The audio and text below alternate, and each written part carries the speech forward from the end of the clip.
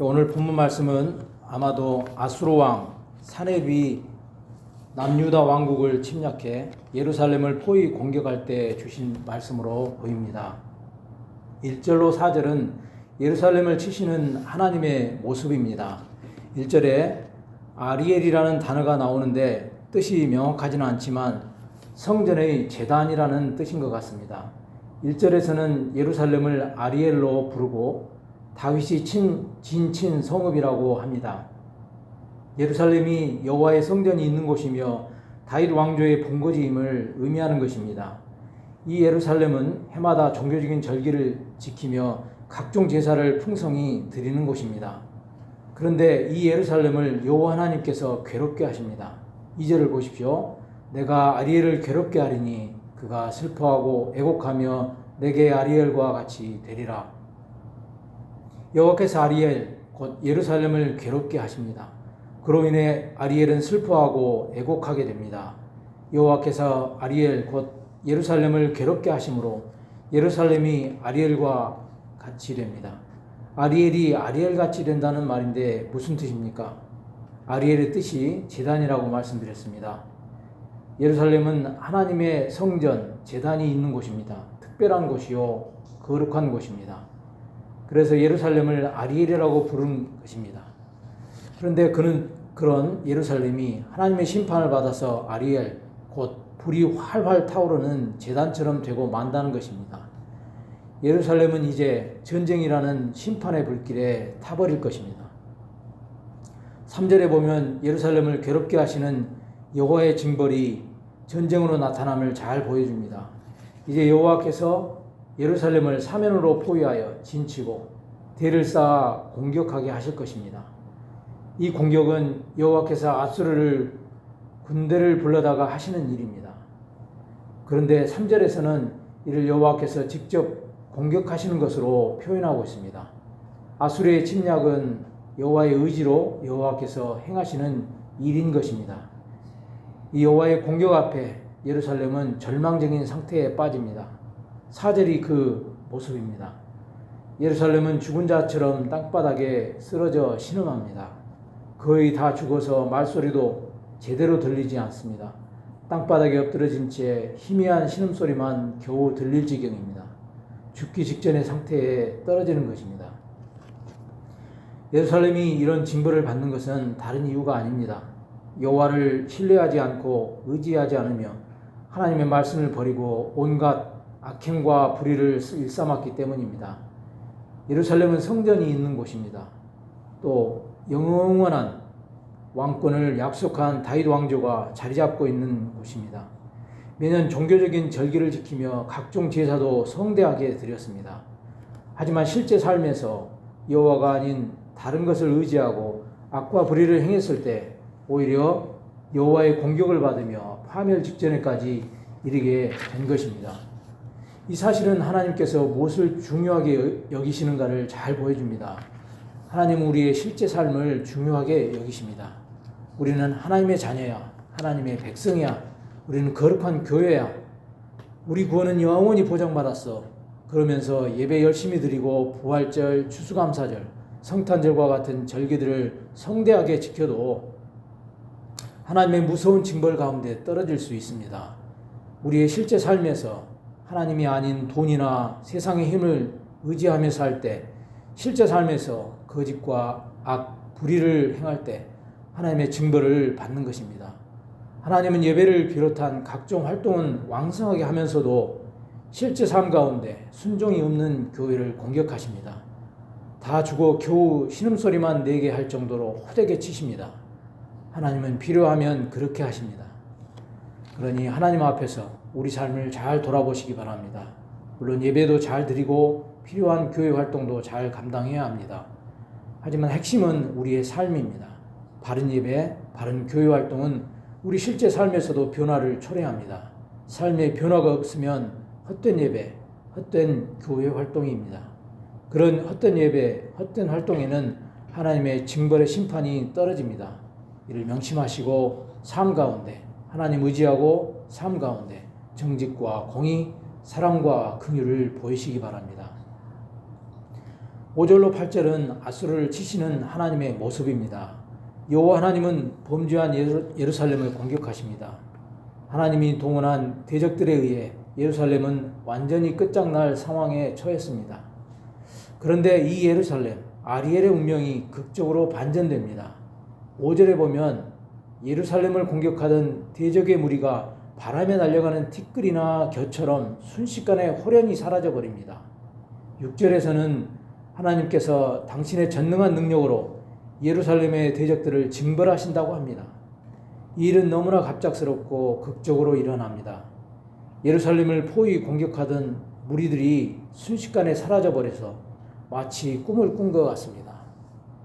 꿈을 꾸다 깨면 꿈속 내용이 호련히 사라져 버리는 것처럼 예루살렘의 대적들이 그렇게 사라져 버리는 것입니다.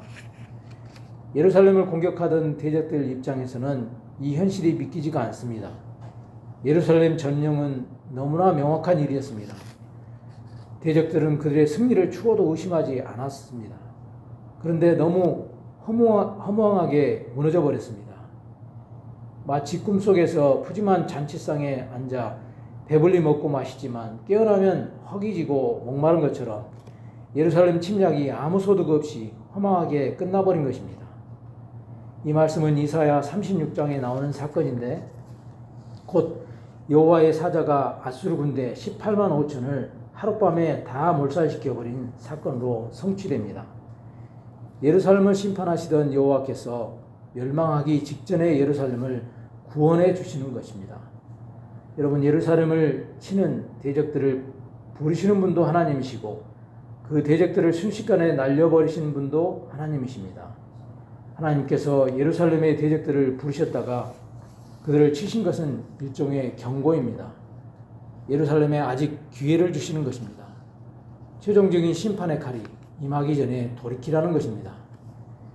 예루살렘은 대적을 부르기도 하시고 날려버리기도 하시는 하나님의 주권적인 능력을 보면서 확실히 회개하고 돌아서야 하는 것입니다. 그런데 이어지는 9절로 14절은 이 하나님의 권능을 보고서도 여전히 돌이키지 않는 예루살렘의 패역한 모습을 보여줍니다. 10절에 보면 여호와께서 깊이 잠들게 하는 영을 부어주셨다고 합니다. 이로 인해 예루살렘 백성은 맹인이 되고 비틀거립니다. 눈이 감겨져서 선지자들의 말씀을 보지 못하고 듣지 못합니다. 선지자들의 선포는 봉안책의 말처럼 되어버렸습니다. 그래서 글을 아는 자는 봉인되었기에 읽을 수 없고 그를 모르는 자들은 봉인과 상관없이 해독 능력이 없기에 읽지를 못합니다. 유식한 자나 무식한 자나 다 말씀을 모릅니다. 하나님과 백성 사이의 교통이 완전히 차단되고 있는 것입니다. 이것은 일종의 유기, 곧 하나님의 버리심입니다. 그러면 왜 이런 일이 벌어졌습니까? 기적적인 하나님의 구원을 경험했음에도 그들이 하나님께로 돌아오지 않았기 때문입니다. 하나님은 망할 뻔한 예루살렘을 기적적으로 구해 주셨습니다. 그러면 이제 하나님께 돌아와서 하나님 앞에 합당하게 행해야 합니다. 하지만 그러지 않았습니다. 그들은 여전히 종교적인 제사로만 만족하며 형식적이고 위선적인 신앙으로 살았습니다. 13절을 읽어보십시오. 주께서 이르시되 이 백성이 입으로는 나를 가까이하며 입술로는 나를 공경하나 그들의 마음은 내게서 멀리 떠났나니 그들이 나를 경외함은 사람의 계명으로 가르침을 받았을 뿐이라. 예루살렘 백성들은 하나님께 나와서 제사드리고 찬양과 감사 또는 탄식의 노래를 불렀습니다. 입술로는 신앙적인 말들을 하며 여호와를 공경하고 경외하는 모습을 보였습니다. 하지만 그들의 마음은 하나님에게서 멀리 떠나 있었습니다. 그들은 참된 하나님의 말씀에 관심이 없고 제대로 배우지 않았습니다. 단지 제사를 이렇게 드려라, 이런 제의 규정을 지켜라 하는 것들만 배워 지킬 따름입니다. 이를 가리켜 사람의 계명으로 가르침을 받았을 뿐이라고 합니다. 참으로 하나님의 말씀이 요구하는 삶은 모르고 그저 사람들이 알려주는 제사 규정이나 종교적 규칙만을 배워서 지키고 있는 것입니다. 그러면서 자기들은 여호와를 경외한다고 착각했습니다. 실제 삶은 말씀을 거스르는 죄악으로 가득했지만 성전에 와서 제사 규정에 따라 바칠 것 바치고 지킬 것 잘 지키니 나는 여호와를 경외한다, 이런 착각에 빠져 있는 것입니다. 하나님은 이들에게 결국 최종적인 심판을 선언하십니다. 14절을 보십시오.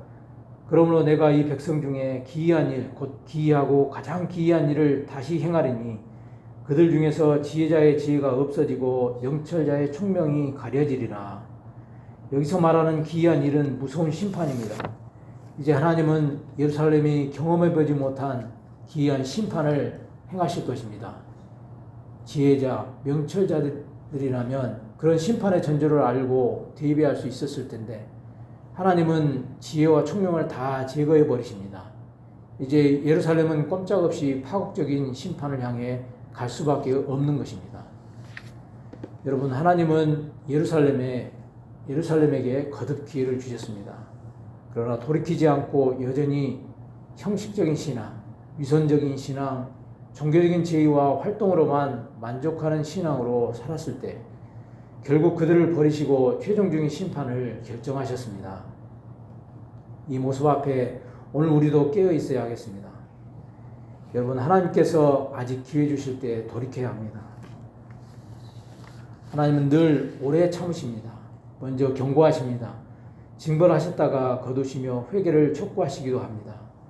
하지만 이런 과정을 겪으면서도 끝까지 돌이키지 않는다면 결국 최종적인 심판이 떨어집니다. 이를 알고 안일함을 버리고 돌이켜야 할 때 돌이키시기 바랍니다. 우리는 또한 교회 안의 신앙 활동이 전부인 것으로 생각하지 않아야 하겠습니다. 하나님은 삶을 중요하게 보십니다. 그런데 우리는 너무나 자주 예배나 교회 모임, 교회 봉사 같은 교회 안의 신앙 활동에만 몰두하는 경향이 있습니다. 그것만 잘하면 여호와를 경외하는 삶을 살고 있다고 생각합니다. 하지만 그런 삶을 잘 살아도 실제 삶에서의 경건과 거룩, 사랑과 정의가 없다면 징벌에 떨어집니다. 그것은 진정한 신앙의 삶이 아니기 때문입니다. 이를 명심하시고 실제 삶의 수정에 더욱 깨어 지내시기 바랍니다. 기도하겠습니다. 아버지 하나님, 주께서 말씀으로 경고하실 때 즉각 순종하는 신실한 백성들이 되게 하시옵소서. 불순종과 교만을 버리고 즉각적인 순종과 회개함으로 이 땅에 하나님의 통치를 이루게 하시옵소서. 교회 안의 신앙활동이 전부인 것으로 생각하지 않게 하시고 본질적인 내 자신의 삶을 살펴 모든 일을 정의와 공의 그리고 사랑으로 행하게 하시옵소서. 그래서 우리 모두의 삶이 하나님께 영광을 드리고 교회를 건강하게 하며 모든 성도들에게는 서로 유익이 되게 하시옵소서. 이른 아침에 주님 앞에 나와 기도하게 하시니 감사합니다. 말씀과 기도에 힘쓰며 내 안에 가장 귀한 것 예수를 아는 일에 모두가 힘쓰게 하시옵소서. 이 시간 기도하는 심령에 확신을 주시고 선한 응답 허락하여 주시옵소서. 성령 하나님, 오늘도 우리가 믿음으로 순종하여 거룩한 삶을 살아 하나님의 통치를 우리 삶에 실현하며 살도록 인도하여 주시옵소서. 예수님의 이름으로 기도하옵나이다. 아멘.